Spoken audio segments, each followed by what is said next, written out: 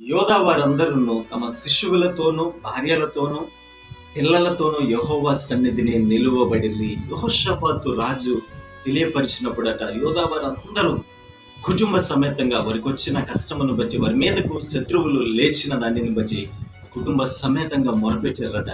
దేవుడు వారి పక్షాన కార్యమును జరిగించినట్లుగా, మీరు కాదు నేనే యుద్ధాన్ని చేయబోతున్నాను, మీరు నిలుచుండి చూడుడి, భయపడొద్దు, జడియవద్దు అని దేవుడు వారి పక్షాన ఉండి వారికి విజయాన్ని కలుగజేసినట్లుగా మనం చూస్తున్నాం. కుటుంబ సమేతంగా మనం మొరపెట్టినప్పుడు దేవుడు తప్పక జవాబిస్తాడని తెలుసుకుంటూ ఉన్నాం. ఈరోజు నువ్వు ఒక సమస్య గుండా వెళుతున్నావేమో, ప్రియ సహోదరి సహోదరుడా, ప్రభు పేరట తెలియపరుస్తున్నా, కుటుంబ సమేతంగా మనం ప్రభు పాదాలు పట్టుకున్నట్లయితే, కుటుంబ సమేతంగా దేవుని సన్నిధికి చేరి మనం ఆయనకు మొరపెట్టే వారిగా ఉన్నట్లయితే తప్పక దేవుడు మన పక్షమున కార్యమును జరిగించబోతున్నాడు అనేది గ్రహిస్తున్నాం. ఇక్కడ యోధా వారు శిశువులతోనూ పిల్లలతోనూ వారి భార్యలతోనూ కుటుంబ సమేతంగా ప్రభు సన్నిధిలో మొరపెట్టి విజయాన్ని చవి చూశారు. నీవును కుటుంబ సమేతంగా మొరపెట్టే వ్యక్తిగా ఉంటున్నావా?